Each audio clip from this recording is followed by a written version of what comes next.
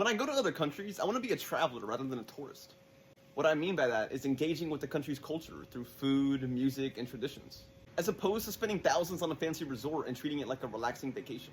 I realized this after traveling with both my parents. I went to Tulum, Mexico with my dad and made so many memories. We stayed at a cheap hotel on the side of the road where everything was in walking distance.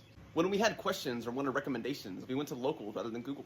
We rode in a $2 van crammed with people and walked through spontaneous rain and enjoyed local Mary Jane.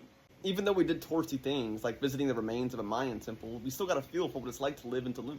When I traveled to the Bahamas with my mom and my cousins, it wasn't like that. We spent thousands at the Royal Atlantis to have a good time. And it went amazingly. We stayed on the beach, went to fancy restaurants, drank Bahama Mamas and pina coladas. But we only got out one day and spent most of the time in the resort, the bar, and the casino. But when I think about my trips to Tulum and the Bahamas, my Tulum experience was much more on the ground and involved in culture. But my Bahamian experience didn't have anything to do with Mediterranean or African culture at all. I could have had that experience anywhere.